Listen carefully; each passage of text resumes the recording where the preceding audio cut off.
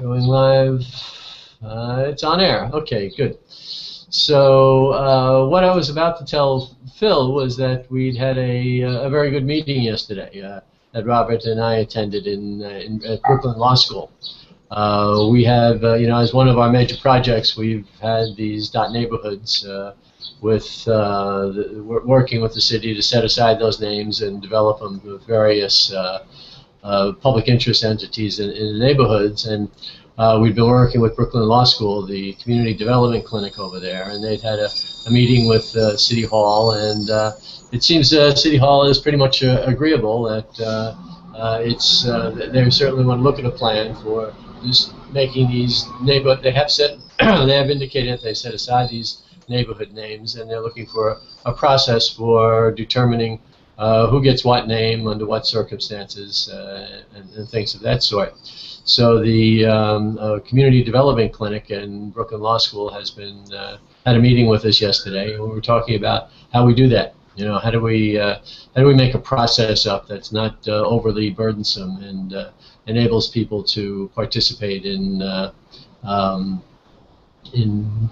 neighborhood affairs by making these 300-odd websites. So for the moment, the idea is to have 10 of them, 2 per borough, and undecided at this point as to which they might be, but that there would be a review process, and we have to follow, where we had with our dotNeighborhoods pages on the wiki and the wiki on the neighborhoods and such, where we left off with that, we have to move forward and do some more of the hard decisions at this point as to figuring out, for example, who's on the advisory board, what is that would review the applications, and how do you make the applications. I started yesterday using a Google feature to make an application form that people would fill out online, and it needs a bit of work, but started last night.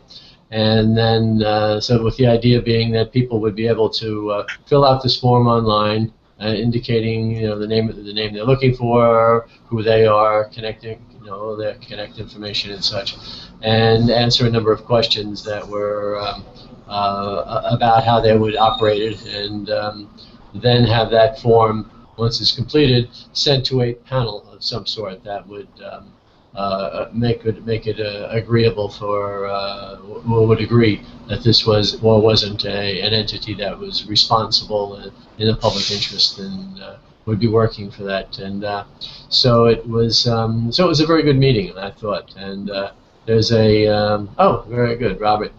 Yeah, I posted it. If you want to let me talk for a little while. Yeah, sure. Now, this is the application. I've worked on it a little bit, Tom, and I'm kind of enjoying doing that. Did it go blank? Yeah, it's not on right now. Yeah, there, it comes sort of flashing. I've also, too, developed a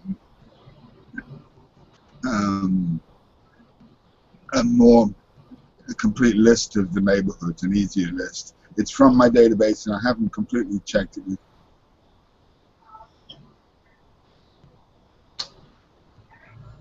It's something. Lost your audio, Robert. Yeah. Develop sign language here. You also, I did notice, to have this list become official. Again, I'll give you the URL for that. You lost my audio. Can you hear me now? Now you're back. Yes. Yes.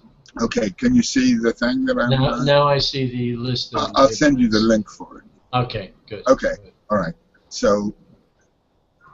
Right, and what I've done is included the hyphenated versions. I have to think about Co-op City, whether we want the hyphen in that at all. I've also, for example, for Bed-Stuy, I thought that Bed-Stuy, the short Bed-Stuy, should be also included in that cloud. And there may be other ones that have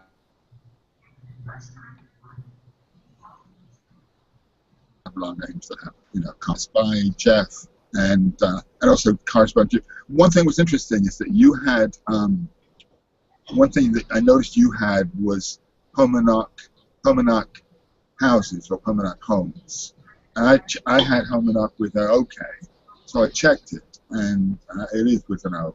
But the thing it raised another issue is looking at reserving the names for nature properties like Frederick Douglass Homes.nyc, etc. Should be, because they are communities and they're not well served information-wise. Mm-hmm. And it would be an interesting thing to look where you might need some sort of citywide technical administrative support in setting these up. But because you wouldn't have businesses really, you'd have some, informal groups. Yeah. But I think this, I'm going to try. I downloaded the 111-page list of nature properties, but it's not really 111 pages, it's different ones. There's a lot of duplication. So I think it would be good to see if we could get that and look at engaging nature in the process, because they're certainly underserved communities. Right. They have also. I get tweets all the time from Do It about some trucks that they have, Wi-Fi trucks or something like that, that move from one public housing project to another and provide temporary access to the net to a certain number of people. So I would think that, why shouldn't they put Wi-Fi through constant Wi-Fi in those things? I don't think it would be that difficult to do. You have a few repeaters and stuff like that, but why not all the time? Yeah, well, I think there's also the equipment and the training, and it's I'm sure that's on the agenda, but it's well, I think we have to put it on the agenda. I mean, I don't think they're going to put it on the agenda. Yeah, I think we have to define the agenda. In fact, one of the things that I realized, I mentioned my reaching out to George Lois, the advertising guy. What I've realized is actually what I would like him to do is create the copy for de Blasio's keynote at Internet Week. Essentially create a draft that we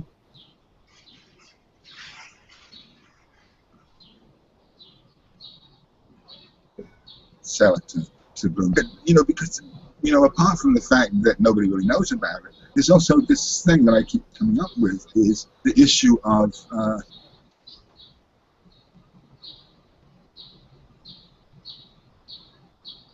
that it isn't part of any vision, inclusive, green, healthy New York City, and universal access and digital. I'm losing the audio in and out. Yeah. All those kind of put together something. Phil is right. We're having a little trouble this is an with the audio. I can't refuse. Yeah. Well, I just while I agree that with you that all these things are.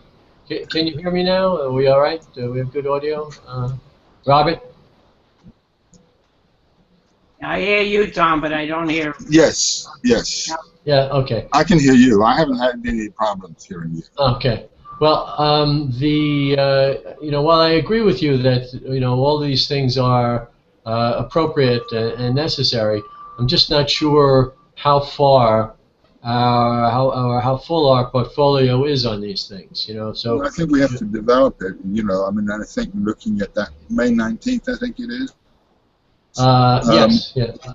Yeah, it's like we should look at that as some sort of deadline of getting things together, of having an application that's in pretty good shape. Being able to run it by the.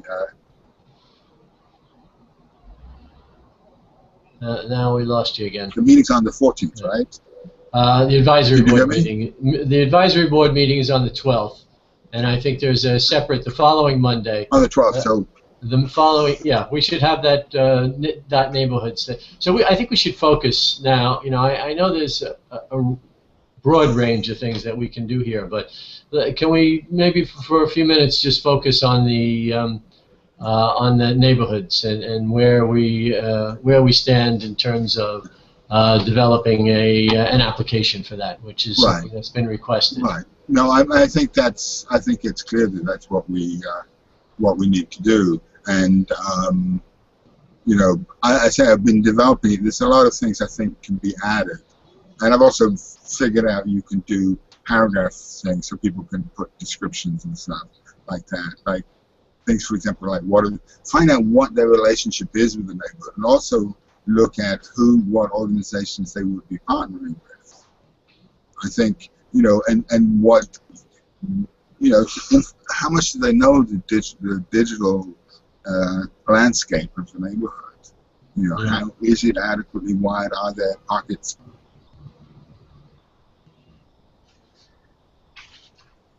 Losing you again. There's a message from Phil. There we go. Phil's got it. So it would mean that they would have to not just sort of do. This sounds like a good idea. Okay. And so I think that I'm going to get this one away. Well, let's see. I'm going to Yeah, Robbie. Post that link to the to that PDF file. And what's the PDF of? That's of the form. The form. Oh. All right. Well, it's early stage. No. Not the form. This is the list of domains. And I think we've got to get it out there, and even look at get this out there and open. Say, is it complete? Are there neighborhood names that we're not recognizing? So it's kind of engaging with the neighborhoods. Yeah. Well, I think what we have to. Yeah, I agree with it has to be complete, and whose list you use is potentially a contentious issue.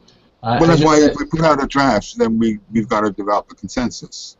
Yeah, but how do you do that? All of a sudden, I've been posting a list that I've got and share it. I essentially ask,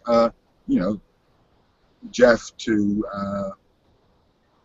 to say how has this correspond to his, or can he share his list, and then we look and see what's there. Well, I think what they did was they took the list from the community boards, from each of the community board sites, and each community board listed neighborhoods that are in there, and that was essentially where we gotten the names on the dotNeighborhood list that we have on our wiki. So my understanding was that he had said that we were going to set those names aside. Now whether they're ones that were missed or not, we don't have a process yet set up. Well, we just need to start. What I'm saying, the process of doing that is sharing the list that we've got, and then having them open for review by neighborhoods and by whatever. And then I think there may be some neighborhoods that are not included by the city but exist. I think Hell's Kitchen is one that they give some fancy name to. Right. But I mean, what if someone comes up with Coningsburg, for example, and says that's a neighborhood? I mean, we don't have a process for dealing with that. But basically, it needs to be reviewed by the city. But who is the city? I mean, who is the city? We don't have the city. No, but we're really I think limited. we may not. I think I think there's some general level of consensus within.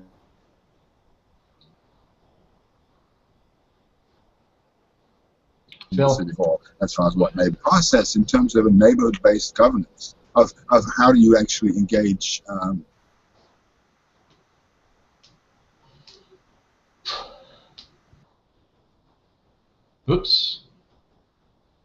community that the manager of the Columbus Amsterdam Business Improvement District he says it should be called Bloomingdale. It's a much nicer name. It's got a lot of historical associations. We've got an elementary school in the center of it that's Bloomingdale and the Bloomingdale playground and whatever. So that should be something that defining, essentially what we're doing is creating a space to define the neighborhoods. Yeah. And define them in terms of, are they complete? Are they representative? Are we using the right name? Yeah. Well, the thing we have to, one of the things that we have to recognize is that once we get to general availability, or even land rush, anybody can pick out any name. Bloomingdale.nyc is one of those that might be contentious because of there might be a trademark. I think that's Bloomingdale's. Yeah. Okay. Bloomingdale. And that would have to be discussed, Yeah. obviously. But the opportunity to create other names is endless, and there will be, the city will change, and there will be new names, and real estate agents, I think, are the ones who make these things up typically. I think they made up my neighborhood. Jackson Heights was a real estate development back in the teens, right, 100 years ago. Yeah.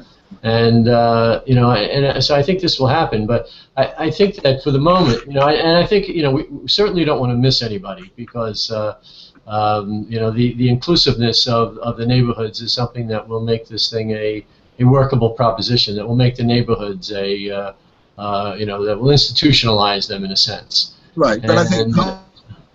Welcome back, Phil. I mean, I think that the opportunity to open up a public dialogue over defining neighborhoods seems to me a wonderful side effect of this process. I mean, it's very much, de Blasio is clearly very focused on neighborhoods.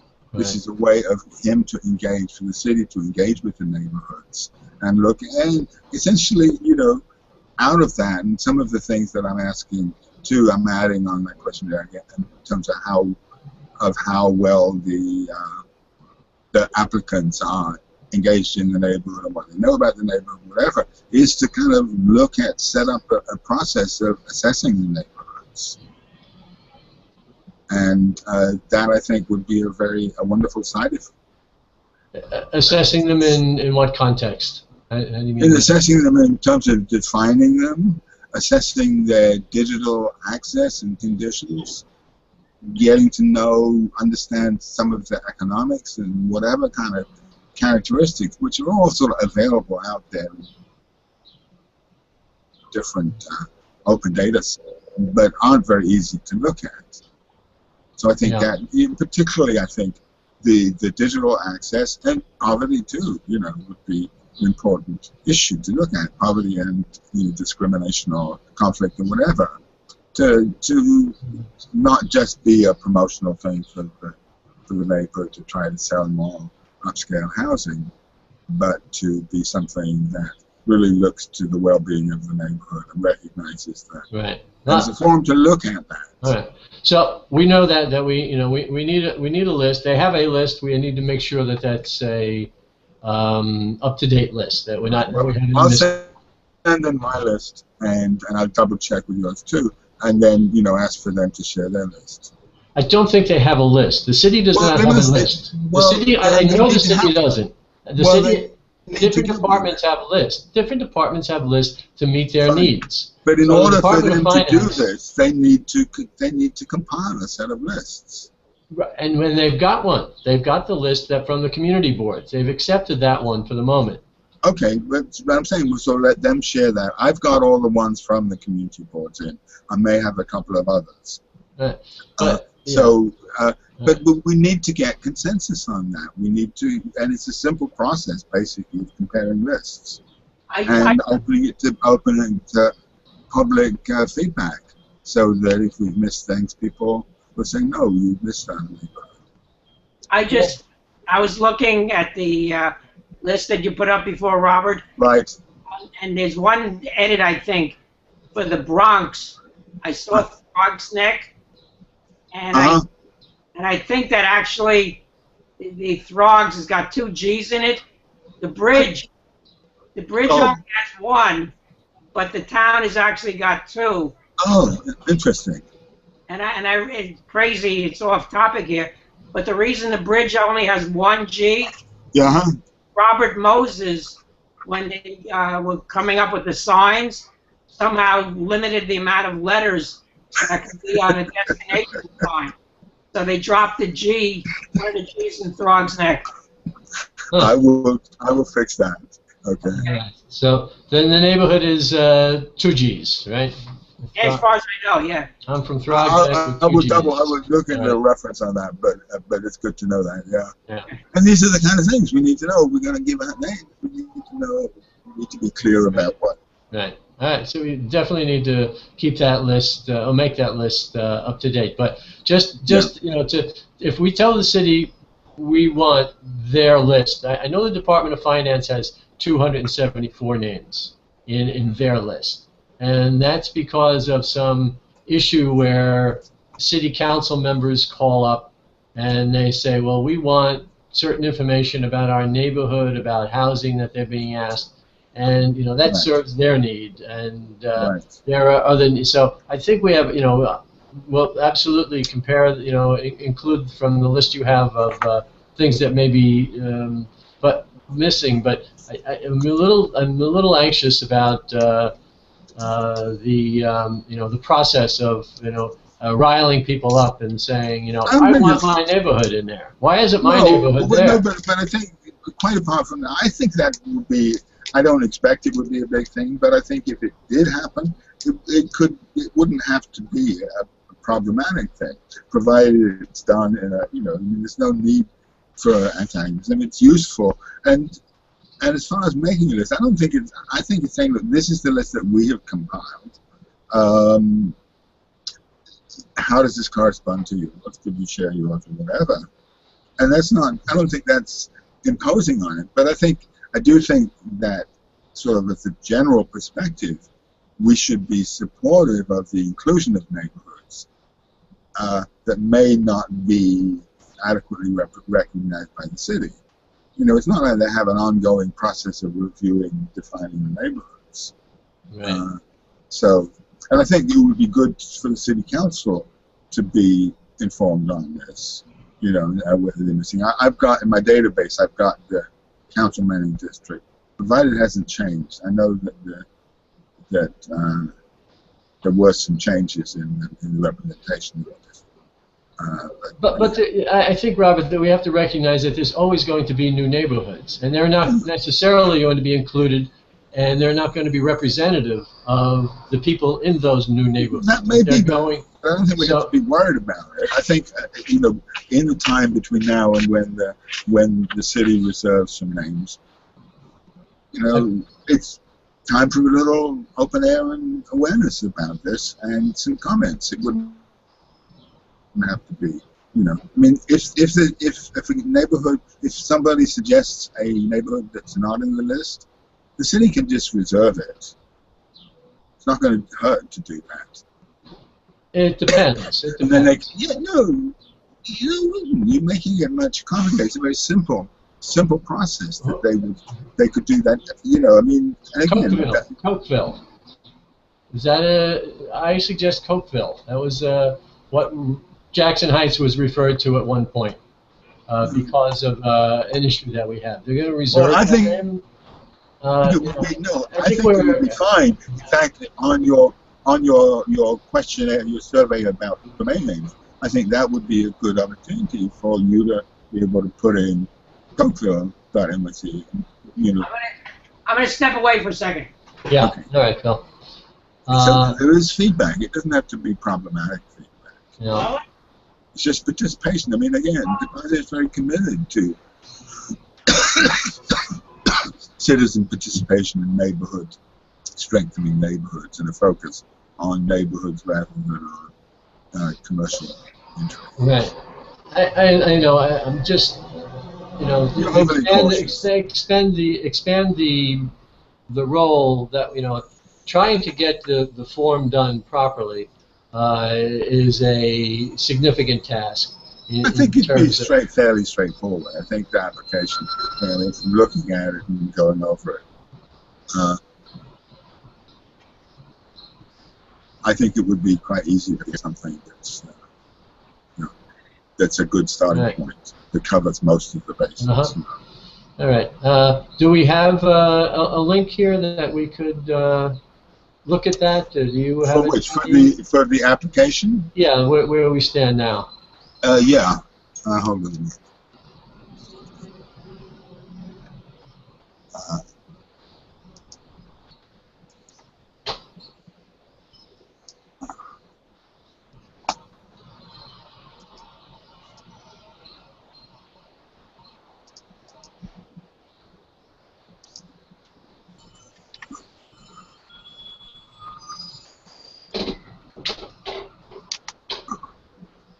Okay, I think that should work. All right. So I'm just right. Yeah. So if we share that, let's see. Let me. Oops. There we are.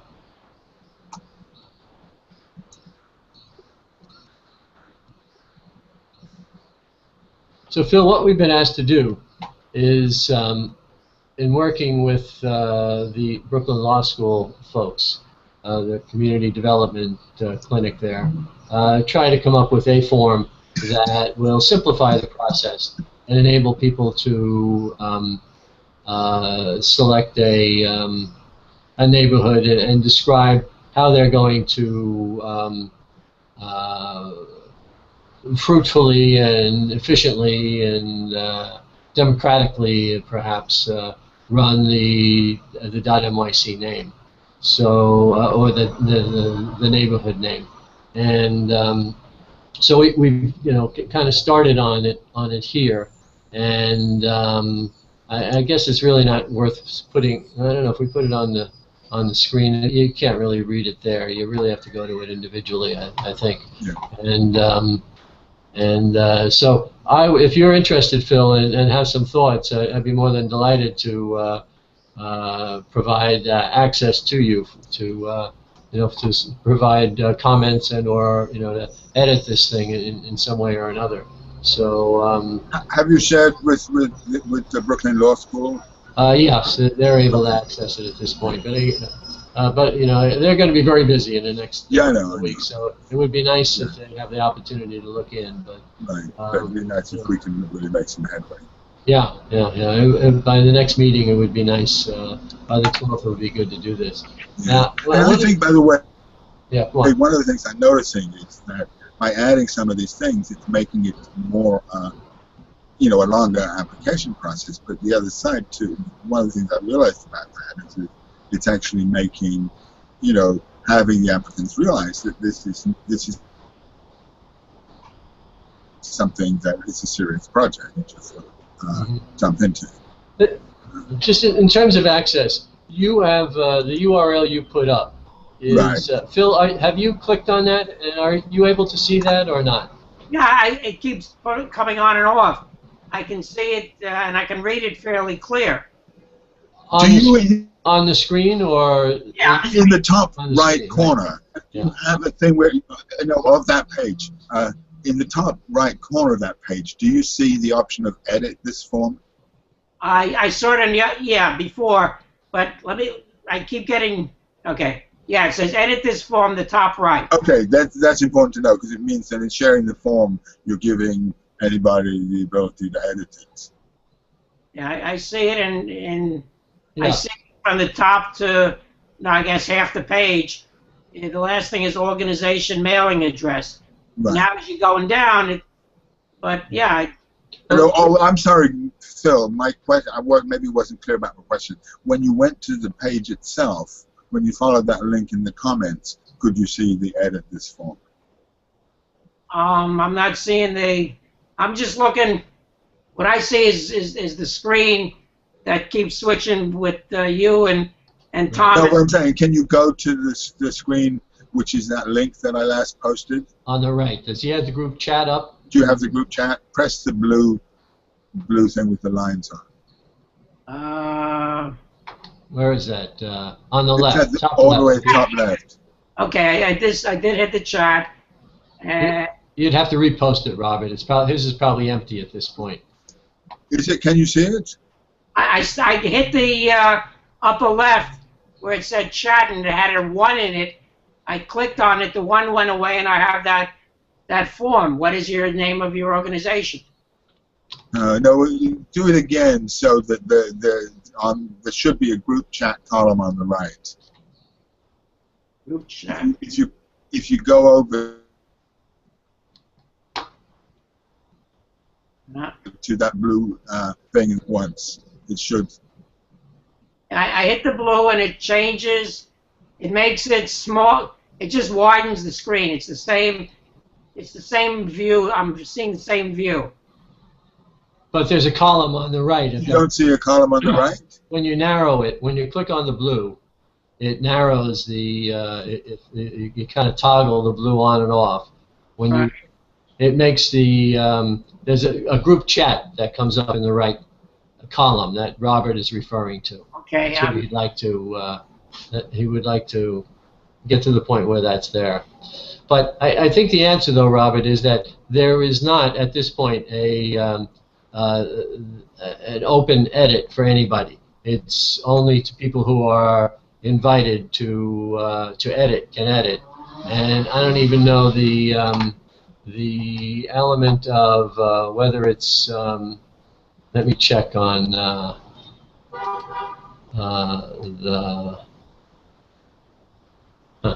All right, I see it. So one of the things is on sharing it. Where's the sharing? Top right. Here. Well, it's send. Oh, is that? Oh no, yeah, I know. It's not the same as on documents. It's no, I haven't really done much with it with Google Documents or Google Forms, so I'm kind of it's very much I'm sort of finding my way around it. Yeah.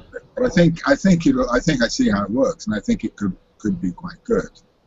I see. It's just a question of I see screen share on the left, the green box with an arrow to the right. Above that, just Above that's the chat. Right, yeah, chat, right. Okay. So if you click on the chat, a column will open on the right-hand side. No, I'm not. Not working for you? Oh. I just see not another column. I just see the neighborhood domain name application and. Yeah. Oh. And if you press on that blue thing, it doesn't. I thought you said it shrunk. Well, when I hit chat, it gets more centered, but I'm not seeing any. Here's group chat. That's That's okay. Do you see any links in there? Yeah, I see your name. Okay. I see the link, and I see Tom's link. Tom reposted the same one. So if you click on that, okay, you can actually go to the form and browse through it. Yeah, I got it now. Now okay. Yeah, okay. Okay, so I'm glad we got that chat thing. But how can I save this? Because it shouldn't be a lesson on how to operate my computer, but is there a way that I could...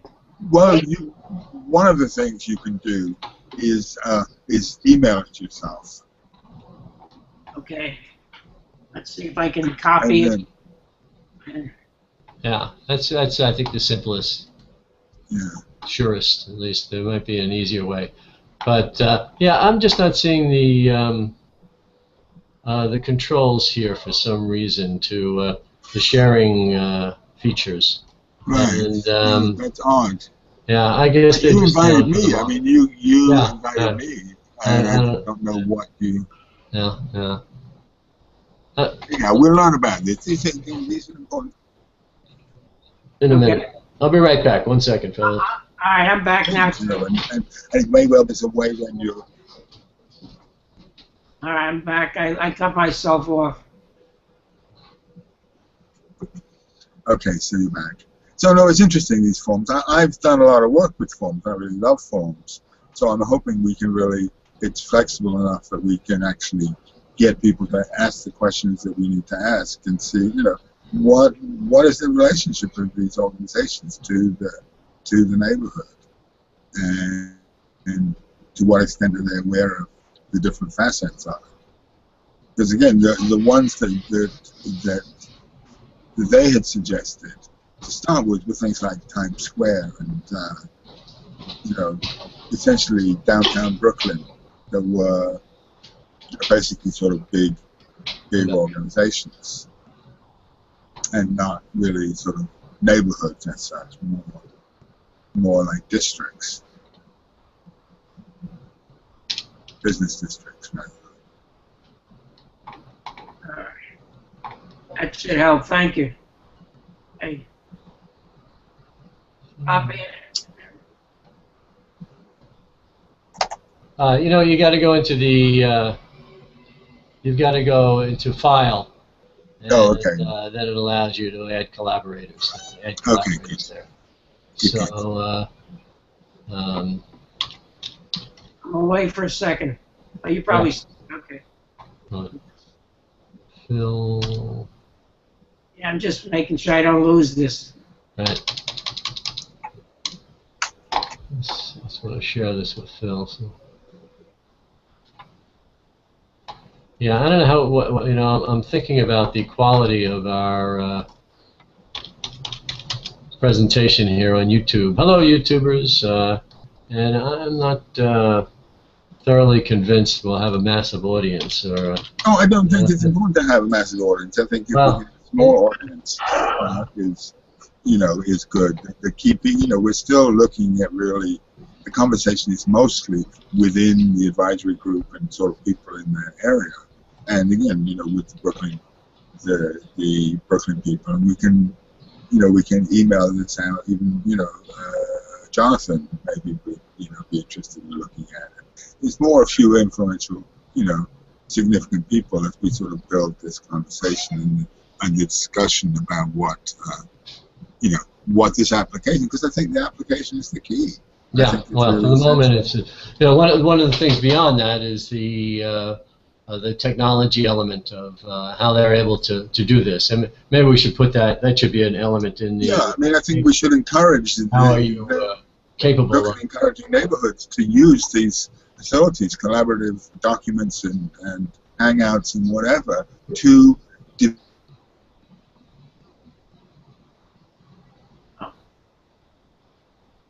develop these applications, because they shouldn't be representation in the neighborhood. Yeah, that would be nice if everybody could use them. What I just did was, Phil, I emailed you, or I invited you to have edit access to this document. So you'll probably find an email somewhere, and if you click on it, you'll be able to come here, and at that point, you could edit this document. So if you have any thoughts, we would very much appreciate it. And the question becomes, who do you invite? You can. I could share this link. It says here in the settings on Twitter, for example, and Facebook and Gmail. Yeah, well, I think we need to look into the mechanics of that. And the other question is if we're able to save it so that people could come and because once it's up there for receiving applications, then people aren't going to be able to edit the form. So we can probably put it up into that form if we can still edit it. So this is, again, it's a draft. I mean, it's important to put it up front that it's a draft. Yeah, absolutely. I appreciate that edit. And yeah. So, and I think one of the things that we can do is to make it easier for people is more yes and no's. The more we can to a certain extent, but I think they've got to put some work into it, put some thought into it. They'll have to, but it's also for the reviewers. So we also have to consider.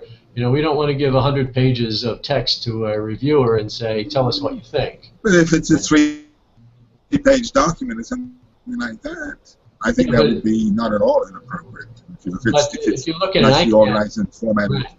If it's not, but I mean, you look at a ICANN. When you look at an ICANN TLD application, the applicant guidebook, it's a 345-page book. Well, yeah, but and the responses are 100 pages, 100 text pages, or 150. Well, yeah, where do we stop? This is much. Well, I'm saying we look and work with it. We get some feedback. We figure out about the layout, what it's going to look like. Yeah. I'm just saying. I think that's it. That's basically, Tom. Basically, that's an issue of collaborative documentation, figuring out, how to make this work. And initially, I think it's important to look at being fairly inclusive in terms of what we want to cover. Some of the things don't have to be. At the moment, I think all the fields are set up as required. Some of them maybe don't need to be. But I think, and I think we should get some feedback from the kids. But I'm certainly think it's a very useful tool, and that it doesn't have to be made, just because the amount of space it shows you. You don't have to fill it all up. you know,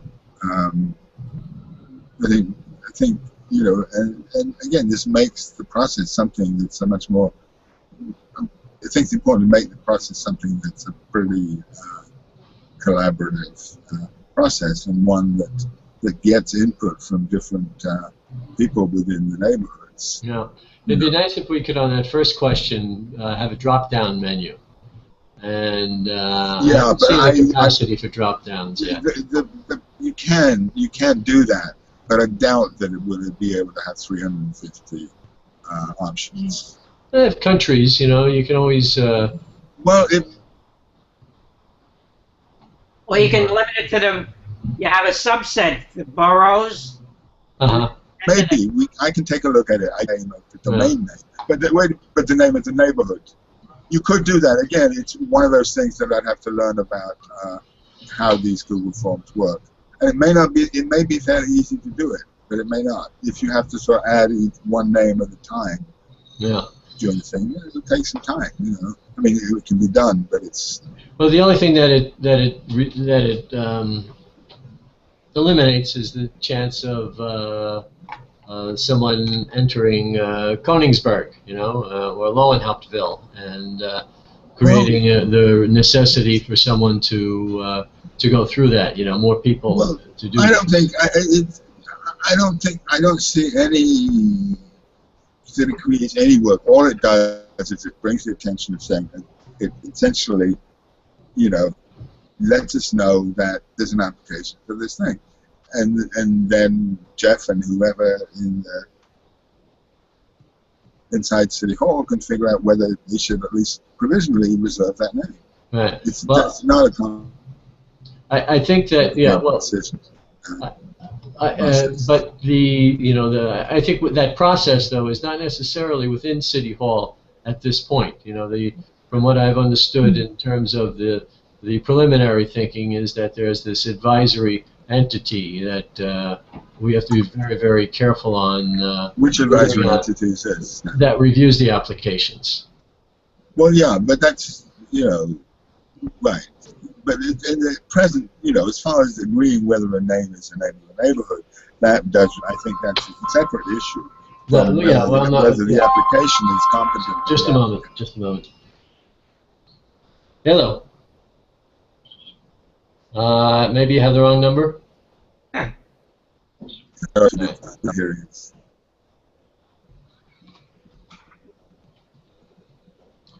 Sorry, I'm back. Yeah.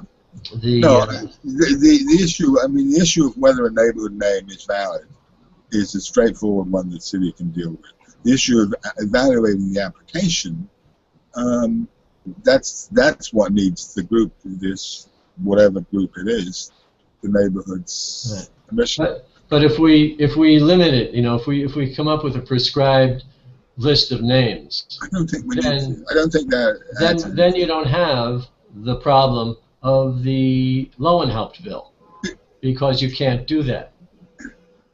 You know, so it just yes, it would be a very simple process to identify, you know, where an application is for a neighborhood that isn't valid. Yeah, but what is that process? Who does that? That's a person that has to do that. And I'm thinking that, you know, it would be easier if we were able to have to narrow that down. I mean, there's, you know, at this point there is nobody in city government who is going to do that. There's nobody there. I mean, we can say we'll create a position, or, you know, but, you know, I don't know whether that's going to go very far. You know, that proposition. No, Jeff should do the review. Yeah, but that's great. No, it's not creating a position. It's one of those things that would be brought to the attention of the relevant